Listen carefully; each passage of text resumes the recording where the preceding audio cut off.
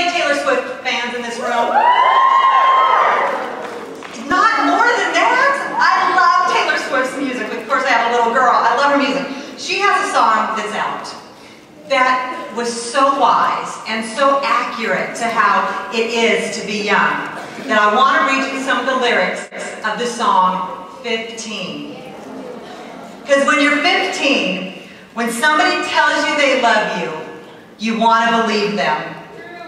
When you're 15, your first kiss, it makes your head spin round. But in your life, you'll do greater things than dating the boy on the football team. But at 15, you didn't know that then. When all you wanted was to be wanted. I wish I could go back and tell myself what I know now. Back then, I swore I was going to marry him someday. But I realized some bigger dreams of mine. And then there's this part, and Abigail, she gave everything she had to a boy. And he changed his mind. And we both cried. Don't forget to look before you fall. I found time can heal most anything. And you just might find who you're supposed to be. But I didn't know then what I was supposed to be at 15. Aren't those great words? I mean, I give her a hand. And she wrote that, I think it's 16. But that's so true, and I want you to remember that in your teens. That what you think is everything you want at 15, 16, 17, and 18, you're going to have greater dreams. You're going to realize there's more to life than dating that football player. Another song that I love that we learned in Sunday school. It's Be Careful Little Eyes What You See. Remember that song? Be careful little ears what you hear. Be careful. I can sing it over and over, but here's the deal. There's so much wisdom in that. Everything you see, everything you read, everything you hear, go into here. And I'm going to spend the next few minutes talking about what that all does to you. You know, my Uncle Darwin always said something very wise for the last 30 years. He's always said, we are what we think about most of the time. But you know what? He wasn't the first person that said this. 3,000 years ago, King Solomon said the same thing. He said, as we think in our heart, so are we. What King Solomon knew 3,000 years ago, and Uncle Darwin knew 30 years ago, has come out in a brand new book as new scientific proof. I can't believe how slow science is to get things out there, but science is now proven. If you want to get an incredible book by Dr. Caroline Lee, she's a brain doctor. She's been studying this for the last 25 years. Her book's called The Gift in You. We literally are what we think. Our brain, and I meant to bring the book. I couldn't get it put up there. But your brain, can show you pictures that when you have a good thought, you get these trees that grow in your brain that are healthy trees. But when you have a bad thought, you have thorny, dark, black trees that grow in your brain. And as you continue to think the bad thoughts, it overtakes a whole side of your brain and keeps you depressed and gets you physically ill and just tears you down. Literally, you have to see these pictures. And yet, she said she's an amazing woman. She says that they also have found, and she's even found this with stroke victims, which she specializes in, that your brain can regenerate. It is the most amazing part of your body is your brain. And it takes 21 days to form a habit. You can start telling yourself positive things, and you will start having the dark, thorny trees to die off and be replaced with a healthy tree and make you feel better. So when you start having those bad thoughts of, oh, I'm not worthy, then I want you to think of something about you that is. So here's what I want you to do right now.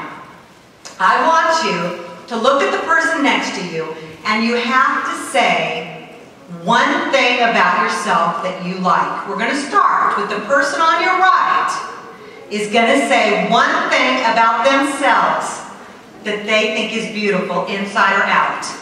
And I want you to do that right now. Okay, now let's switch. Let's have the person on the other side tell you something beautiful about them.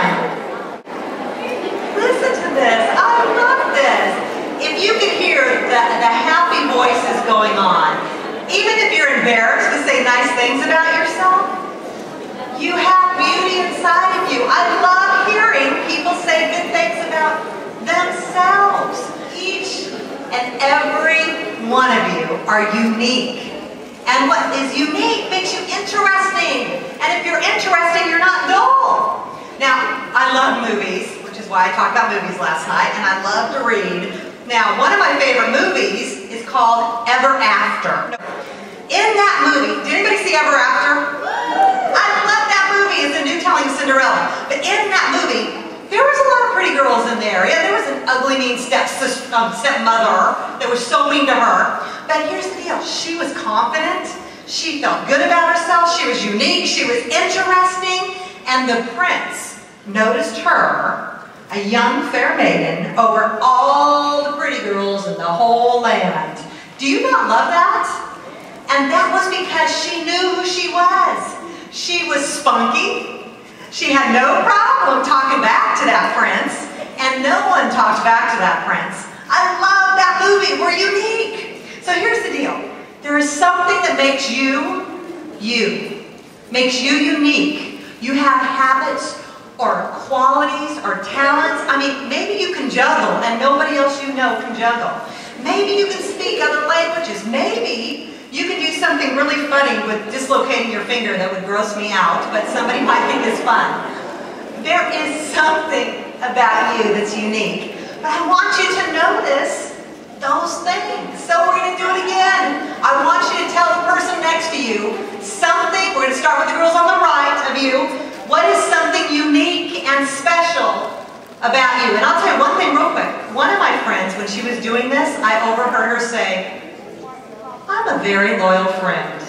I thought, what a great quality to have. That makes her so special when there's so many unloyal people around there. So what makes you unique and special? Tell your friend. I mean, it all comes down to attitude. Garbage in, garbage out. It truly is. It's your attitude, girlfriend. It is. 20 years ago, Solomon's dad wrote something that is so powerful in Psalms 139. He told us who we truly are. We aren't just our thoughts. This is who we truly are. In Psalms 139, "O Lord, you have searched me and you know me. You have perceived me from afar. You know when I sit down and when I rise up. You discern my going out and my going in. You are familiar with all of my ways. Before a word is on my tongue, you know it full well. For you created my inmost being. You knit me together in my mother's womb. I praise you because I am fearfully and wonderfully made." That's who you are. You are fearfully, deliberately, and wonderfully made. My frame was not hidden from you when I was made in that secret place. You saw my unformed being. Every day ordained for me was written in your book, O Lord, before one day came to be. Here's what that tells us, word for word. It says, regardless of the love of your mom and dad, regardless of how you came into this world, God knew you. God doesn't make mistakes. He formed your body. He loves you. You have relevance. If He can love you, which He's much bigger than us, if He can love us, you can love you. You matter. Even if you think you were an accident, to God, you were no accident. He knew every day you would live. He knew every word. He knows when we're going to flub up and say the wrong thing tomorrow. And He still loves us. He still loves us.